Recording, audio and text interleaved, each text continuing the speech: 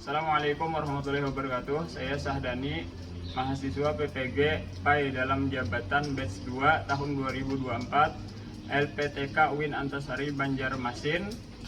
Hari ini Kamis tanggal 30 Januari 2025 siap melaksanakan UKM PPG. Sekian dari saya. Wassalamualaikum warahmatullahi wabarakatuh. Assalamualaikum warahmatullahi wabarakatuh. Waalaikumsalam warahmatullahi wabarakatuh. Selamat pagi anak-anak. Pagi, Pak. Bagaimana kabar kalian hari ini? Alhamdulillah, tenang di hati. Allahu Akbar. Dan sebelum kita mulai pembelajaran kita pada hari ini, mari bersama-sama kita berdoa. Berdoa dipimpin oleh Fadilah. Ya, Fadilah silahkan. Sebelum memulai pelajaran pada hari ini, alangkah baiknya kita berdoa terlebih dahulu. Berdoa dimulai. Bismillahirrahmanirrahim. Raditu billahi rabba wa bil islami dina wa bil muhammadin nabiyya wa rasulah. Rabbi zidni ilma warzuqni fahma birahmatika ya arhamar rahimin. Allahumma amin. Ya Bapak Asep, Nurul Wahda, Ramadhania, Hadir. Adiatul Muna, Hadir. Nawan Hasana, Hadir. Sila Sandra Dewi, Hadir. Esliana, Hadir. Nadia Busro, Muslimah, Hadir. Rahmah, Hadir. Harijah, Hadir. Rizka Mutia Rahmah, Hadir. Sylvia Madina, Hadir. Siti Fatimah Jahra, Hadir. Putri Esliana, Hadir. Nabila, Hadir. Dias, Hadir. Atika Rahma, Hadir. Ahmad Hafidi, Muhammad Fadilah, Hadir. Ahmad Januariasa, Hadir. Bulan Purnama Ramadhani, Hadir. Isra'iyah. Hadir. Dan seperti biasa, sebelum kita masuk kepada materi, kita menyanyi lagu Indonesia Raya dulu sebagai rasa nasionalisme kita kepada negara kita. Dan di dalam agama kita juga diajarkan hubul watoni minal iman. Cinta tanah air itu ialah bagian daripada iman. Silakan untuk berdiri.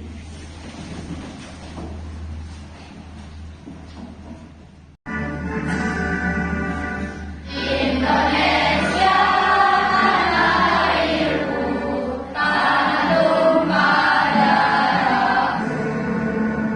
Di sanalah aku berdiri dari batu ibuku. Indonesia kebangsaanku, bangsa dan tanah airku. Marilah kita berseru, Indonesia bersatu. Hiduplah tanahku, hiduplah negeriku, bangsaku, rakyatku semuanya. Bangunlah jiwanya, bangunlah badannya untuk Indonesia Raya. Indonesia Raya, merdeka, merdeka, tanahku, negeriku yang ku cinta. Indonesia Raya, merdeka, merdeka, hiduplah Indonesia Raya.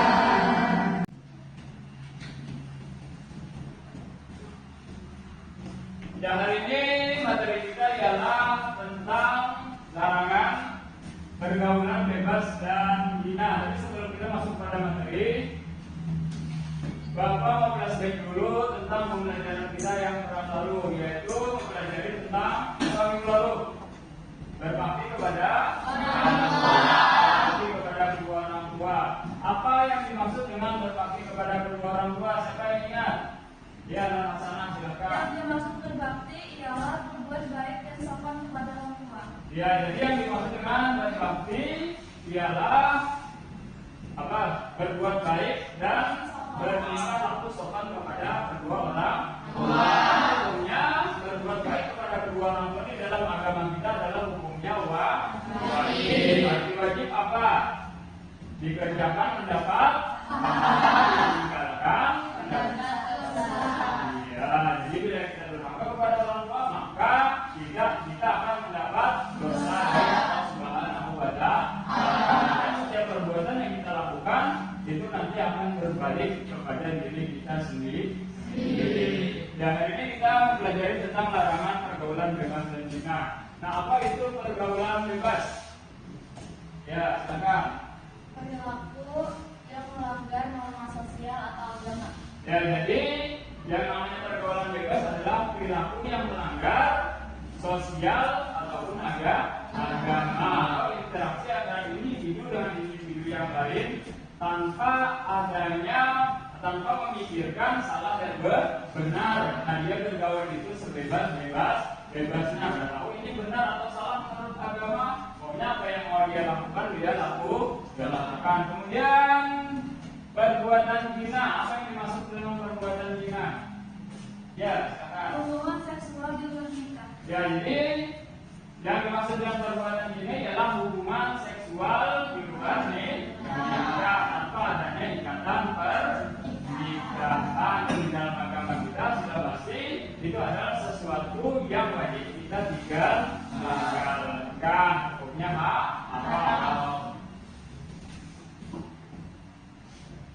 Ya, pada abad ini ada beberapa tujuan pembelajaran yang harus kalian miliki, yaitu peserta didik diharapkan dapat membaca Al-Quran secara takdir tentang larangan pergaulan bebas dan zina. Kemudian yang kedua menghafal dengan fasih. Yang ketiga menjelaskan ayat Al-Quran hadis tentang larangan pergaulan bebas dan zina. Kemudian juga menganalisis, kemudian juga mampu membiasakan sikap pergaulan bebas dan zina. Nah, jadi Allah Subhanahu wa Ta'ala menjelaskan larangan pergaulan bebas itu di dalam surah Al-Isra surah yang ke-17 ayat ke-32, dan di dalam hadis juga dijelaskan bahwa yang namanya pergaulan bebas itu adalah dilarang Allah Subhanahu wa Ta'ala. Ya, kemudian ini adalah isi kandungannya. Jadi isi kandungan daripada Al-Quran surah Al-Isra ayat ke-17 ayat surah ke-32, yaitu Allah melarang kita mendekati zina. Kemudian larangan mendekati zina itu merupakan tindakan agar tidak terjerumus kepada perzinahan. Hadisnya juga ada, yaitu tidak melakukan perbuatan zina. Nah, kemudian, ini tadi pengertian dari pergaulan bebas. Yang pertama adalah diambil dari kata pergaulan. Pergaulan itu adalah proses interaksi satu individu dengan individu yang lain. Kemudian arti bebas terlepas dari kewajiban atau aturan. Jadi interaksi pergaulan individu tersebut dia sebebas-bebasnya tanpa memikirkan salah dan benar.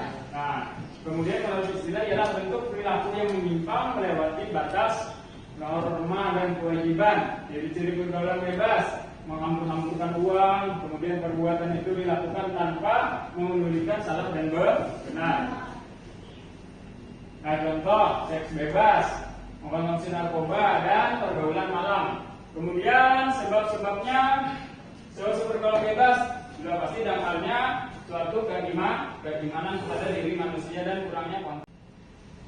Ya, dari penjelasan Bapak tadi, siapa yang bisa menyimpulkan tentang pergaulan bebas dan zina? Silakan asalnya. Ya, silakan berdiri.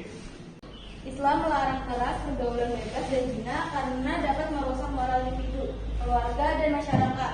Umat Islam diperintahkan untuk menjaga kehormatan, menjauhi hal-hal yang mendekati zina, serta menjaga batas-batas syariat dalam berinteraksi dengan lawan jenis.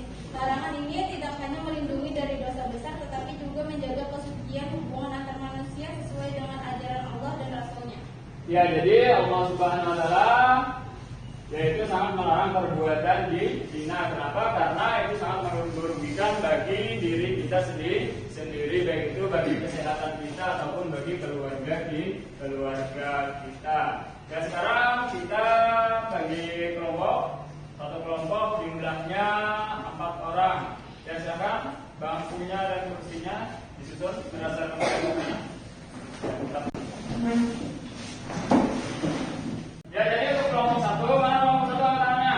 Kelompok 1. Ya, kelompok 1 tugasnya menjelaskan dalil Al-Quran tentang pergaulan bebas dan zina. Kemudian kelompok 2 mana? Kelompok 2 namanya. Kelompok 2 menjelaskan tentang dalil hadis pergaulan bebas dan zina. Kelompok 3 katanya. Ya, kelompok 3 menjelaskan dampak agama, psikologis, kesehatan tentang pergaulan bebas dan zina. Kelompok 4 tugasnya menjelaskan dampak sosial, ekonomi, hubungan keluarga tentang pergaulan bebas dan zina. Kelompok 5 menjelaskan hikmah dari segi agama, psikologis, sosial tentang pergaulan bebas dan zina. Kelompok 6 menjelaskan tentang hikmah dari segi kesehatan, ekonomi, dan kehidupan akhirat tentang menjauhi pergaulan bebas dan zina. Ya, silakan berdiskusi. Bapak beri waktu berdiskusi 30 menit. Ya, silakan.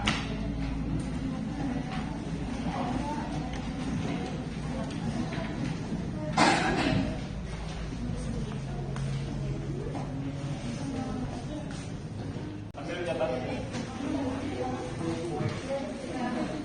Ya, jadi diskusinya ialah menjelaskan dalil pergaulan bebas dan zina.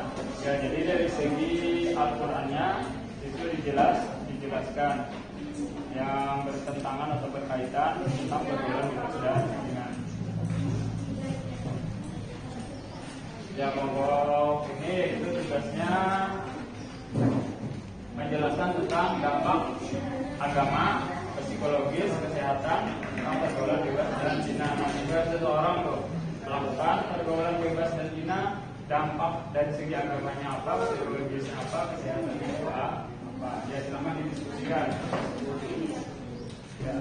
Jadi kelompok 4 yaitu menjelaskan dampak sosial, ekonomi, dan hubungan keluarga tentang pergaulan bebas dan zina. Ya, jadi ini misalnya seorang berzina atau melakukan pergaulan bebas. Nah, kemudian dampak dari segi sosialnya itu apa, ekonominya itu apa, kemudian hubungan keluarga itu dampaknya seperti apa.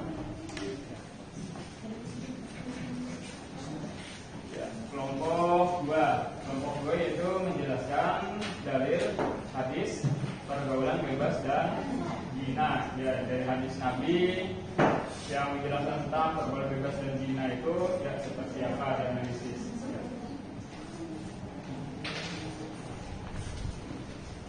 Kelompok 5. Ya, kelompok 5 yaitu menjelaskan pergaulan bebas dan zina, hikmah seseorang menjauhi pergaulan bebas dan zina itu apa dari segi agama, psikologis, sosial. Ya, jadi didiskusikan apa? Kelompok 6 yaitu menjelaskan hikmah dari segi kesehatan, ekonomi, dan kehidupan akhirat tentang menjauhi pergaulan bebas dan zina. Nah, jika seorang menjauhi pergaulan bebas dan zina, hikmahnya itu apa? Baik itu dari segi kesehatannya, ekonomi, kehidupan akhiratnya itu seperti apa? Ya, silakan didiskusikan.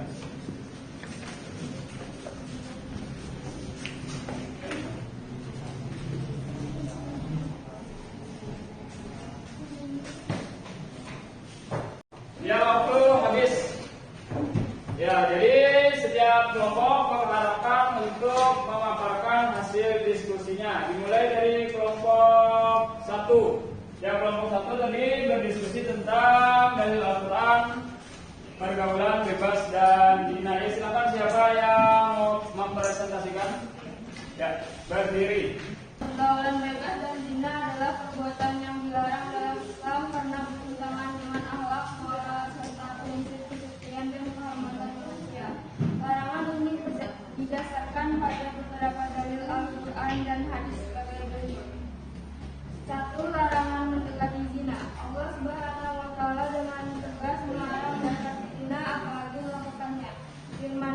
dan janganlah kamu mendekati zina. Sungguhnya zina itu adalah suatu perbuatan yang keji dan suatu jalan yang buruk. Quran surah Al-Isra ayat 32. Ayat ini menunjukkan bahwa bukan hanya perbuatan zina yang dilarang, tetapi juga segala hal yang dapat mendekatkan kepada zina, seperti pergaulan bebas, berduaan tanpa mahram, atau tindakan yang merangsang hawa nafsu. 2. Hukum bagi pezina. Dalam Islam, zina termasuk dosa besar yang memiliki hukuman berat baik dunia maupun di akhirat. Perempuan yang berzina dan laki-laki yang berzina maka deralah tiap-tiap seorang dari keduanya 100 kali dera. Quran surah An-Nur ayat 2. Ayat ini menerangkan hukuman bagi pezina yang belum menikah, gair muhsan, sedangkan untuk pezina yang menikah, muhsan, hukumnya adalah rajam, dilempari batu sampai mati berdasarkan sunnah Rasulullah. 3. Menjaga pandangan dan kehormatan. Allah memerintahkan kaum mukmin dan mukminat untuk menjaga pandangan dan kehormatan mereka. Katakanlah kepada laki-laki yang beriman, hendaklah mereka menahan pandangannya dan memelihara kemaluannya, dan demikian itu adalah lebih suci bagi mereka. Quran surah An-Nur ayat 30. Dan katakanlah kepada wanita yang beriman, hendaklah mereka menahan pandangannya, memelihara kemaluannya. Quran surah An-Nur ayat 31. Ayat ini menekankan pentingnya menjaga pandangan dan perilaku agar tidak tergoda atau terjerumus pada perbuatan maksiat. Ya, tepuk tangan untuk kelompok 1. Lanjut kelompok selanjutnya, itu kelompok 2 menjelaskan tentang hadis pergaulan bebas dan zina. Ya, siapa yang mau mempresentasikan seluruh diskusinya? Ya, silakan. Dalil hadis larangan mendekati zina. Rasulullah SAW bersabda, tidaklah seorang pezina berzina saat dia melakukannya dalam keadaan sebagai seorang mukmin. Hadis riwayat Bukhari dan Muslim. Hadis ini menunjukkan bahwa zina bertentangan dengan keimanan. Ketika seorang berzina, imannya melemah atau bahkan hilang saat itu. 2. Ancaman keras terhadap zina. Rasulullah SAW bersabda, sesungguhnya di antara dosa-dosa yang paling besar di sisi Allah adalah seorang yang melakukan perbuatan zina dengan wanita yang bukan halal baginya. Hadis riwayat Bukhari. Ancaman ini memperlihatkan betapa besar dosa zina, sehingga pelakunya akan mendapatkan azab yang berat.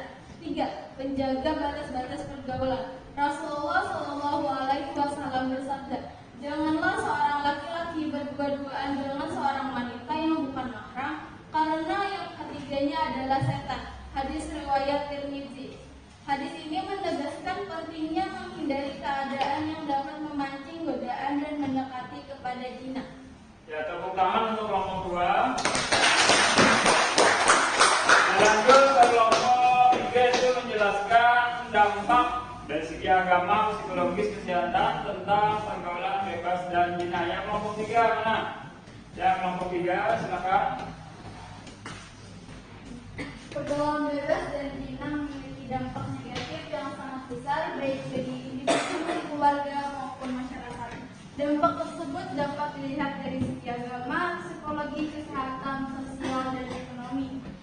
Yang pertama, dampak terhadap agama, mengurangi iman dan takwa. Pergaulan bebas dan zina adalah dosa besar yang dapat mengikis keimanan seseorang.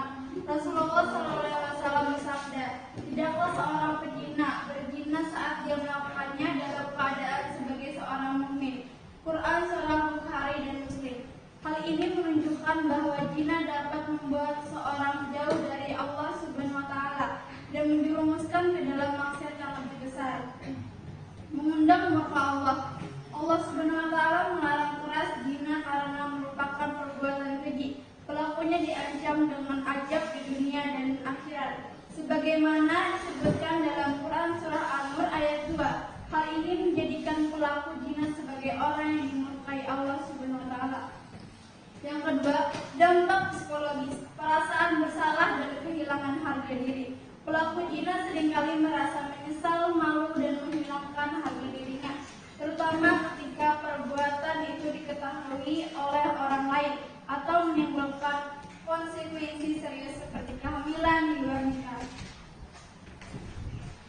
Gangguan mental, rasa cemas, depresi, dan stres sering dialami oleh mereka yang terlibat dalam pergaulan bebas dan zina. Mereka juga sering merasa tertekan oleh pandangan negatif masyarakat dan takut akan akibat yang mungkin timbul. Ketergantungan emosional dalam pergaulan bebas, hubungan yang tidak sehat dapat menimbulkan ketergantungan emosional yang merusak. Hal ini dapat menyebabkan ketidakstabilan psikologis ketika hubungan tersebut berakhir. 3. Dampak terhadap kesehatan. Penyakit menular seksual (PMS). Pergaulan bebas dan zina meningkatkan risiko penyebaran penyakit seperti HIV atau AIDS, sifilis, gonorrea, dan herpes. Penyakit ini tidak hanya merugikan individu, tetapi juga dapat menular kepada pasangan atau anak-anak mereka. Kehamilan tidak diinginkan.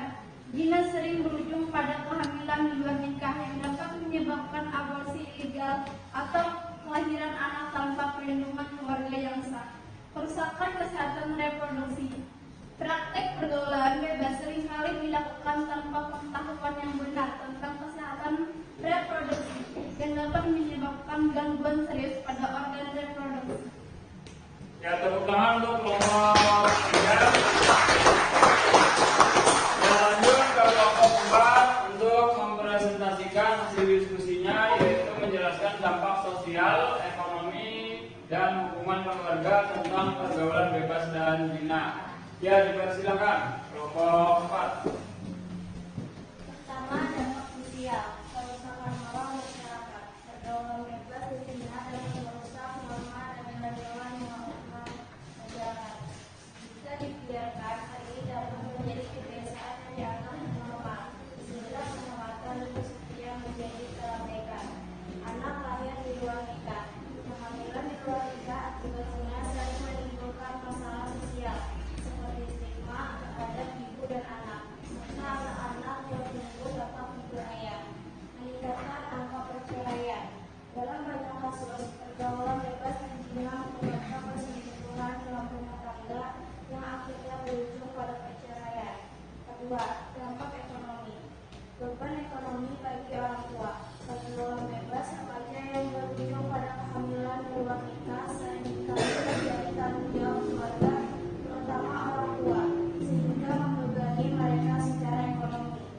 Biaya pengobatan penyakit seksual. Penyakit akibat pergaulan bebas memerlukan biaya pengobatan yang mahal yang dapat membebani individu maupun sistem kesehatan masyarakat. Kesulitan finansial bagi anak di luar nikah. Anak-anak hasil zina seringkali tidak mendapatkan dukungan finansial yang memadai karena tidak adanya tanggung jawab dari ayah biologis mereka. Ada dampak terhadap hubungan keluarga, merusak keharmonisan keluarga. Jika salah satu anggota keluarga terlibat dalam zina, hal ini dapat menimbulkan rasa malu, konflik, dan ketegangan dalam keluarga. Hilangnya kepercayaan. Pergaulan bebas dan zina seringkali merusak kepercayaan dalam hubungan keluarga, terutama jika terjadi dalam kegiatan pernikahan. Ya, tepuk tangan untuk kelompok 4. Dan lanjut ke kelompok 5, yaitu menjelaskan tentang hikmah dari segi agama, psikologis, dan sosial tentang menjauhi pergaulan bebas dan zina. Ya, kelompok 5, silakan. Berikut adalah hikmah yang dapat diperoleh. 1. Hikmah dari segi agama, menjaga keimanan dan takwa dengan menjauhi zina dan pergaulan bebas. Seorang dapat menjaga keimanan kepada Allah Subhanahu wa Ta'ala dan meningkatkan ketakwaannya. Allah berfirman, dan orang-orang yang memelihara kemaluannya kecuali terhadap istri-istri mereka atau budak yang mereka miliki. Quran Surah Al-Mu'minun ayat 5-6. Menjaga diri dari dosa besar ini termasuk ciri orang yang beriman dan akan mendapat keberuntungan. Menghindari ajab Allah. Menjauhi zina melindungi seseorang dari ancaman ajab Allah di dunia maupun akhirat. Rasulullah Shallallahu Alaihi Wasallam bersabda, tidaklah suatu dosa yang lebih besar besar setelah syirik di sisi Allah daripada setetes air mani yang ditumpahkan seorang lelaki ke rahim yang tidak halal bagi. Hadis riwayat Ibnu Majah. 2. Hikmah dari segi psikologis, ketenangan jiwa.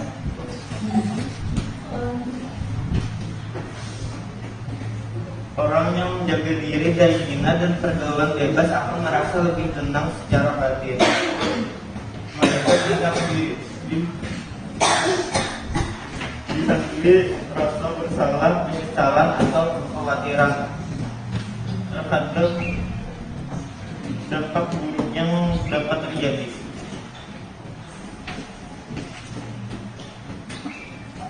Memiliki harga diri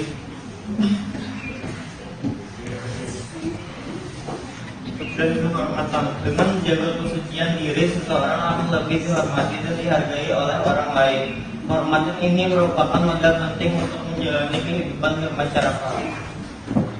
Hidup bebas dari stres. Orang yang menjauhi pergaulan bebas tidak perlu khawatir terhadap konsekuensi negatif seperti kehamilan di luar nikah, penyakit menular seksual, atau stigma sosial.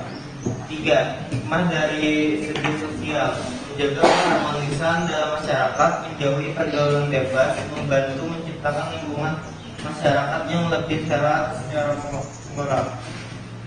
Hal ini mencegah kerusakan sosial seperti meningkatnya angka anak di luar nikah, perceraian atau konflik keluarga.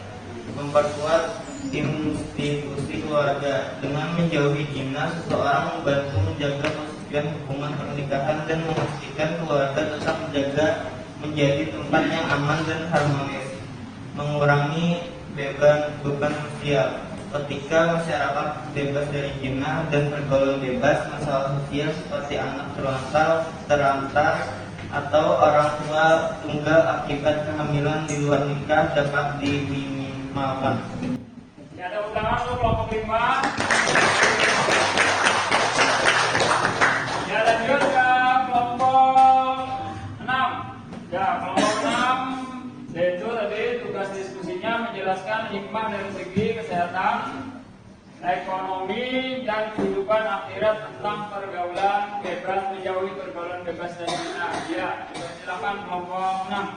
Pertama, hikmah dari segi kesehatan, terhindar dari penyakit menular seksual (PMS). Orang yang menjaga diri dari zina tidak akan terkena penyakit seperti HIV atau AIDS, bilis, malaria, dan herpes. Seringkali menyebar melalui hubungan seksual yang tidak halal. Melindungi kesehatan reproduksi, menjaga kesucian hingga pernikahan, membantu mencegah kerusakan organ reproduksi yang sering diakibatkan oleh praktik hubungan bebas tanpa pengetahuan medis. Kehamilan yang terencana dan sah. Dengan menjauhi zina, kehamilan terjadi hanya dalam pernikahan yang sah, sehingga ibu dan anak mendapatkan perlindungan dan dukungan yang diperlukan. Hikmah dari segi ekonomi, menghindar beban ekonomi yang tidak perlu. Zina seringkali berujung pada biaya besar seperti pengobatan penyakit seksual, biaya aborsi ilegal, atau tanggung jawab terhadap anak di luar nikah. Dengan menjauhinya, seseorang dapat mengelola sumber daya ekonomi dengan lebih baik. Ya, tepuk tangan untuk kelompok 6. Ya, jadi kalian sudah memaparkan, sudah mampu menganalisis tentang tema kita pada hari ini, yaitu menjauhi pergaulan bebas dan zina. Ya, Bapak harapkan di antara kalian mampu menyimpulkan tentang materi kita pada hari ini. Siapa yang mau? Ya, silakan berdiri. Kesimpulan dari pergaulan bebas dan zina. Islam melarang keras pergaulan bebas dan zina karena dapat merusak moral individu, keluarga, dan masyarakat. Umat Islam diperintahkan untuk menjaga kehormatan, menjauhi hal-hal yang mendekati zina, serta menjaga batas-batas syariat dalam berinteraksi dengan lawan jenis. Larangan ini tidak sesuai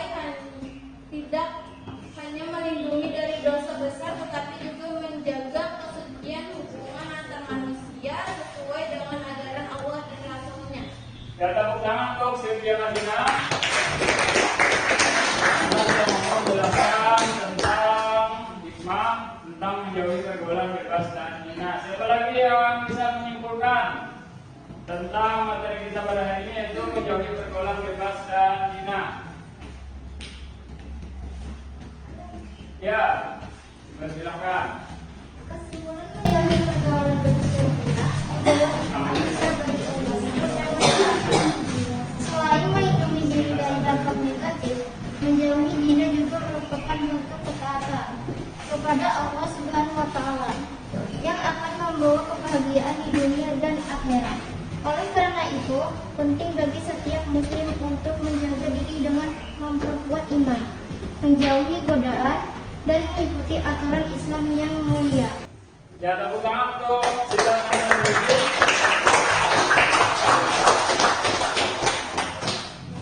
Ya, Bapak lihat sudah banyak kemajuan pembelajaran kita.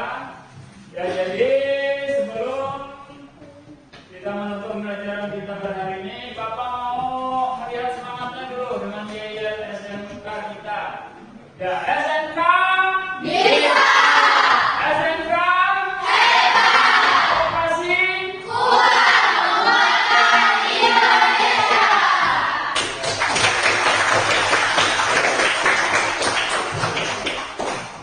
ya, untuk menutup pembelajaran, satu orang pimpin berdoa. Ya, Fadilah berdoa. Sebelum mengakhiri pelajaran pada hari ini, alangkah baiknya kita berdoa terlebih dahulu. Berdoa dimulai.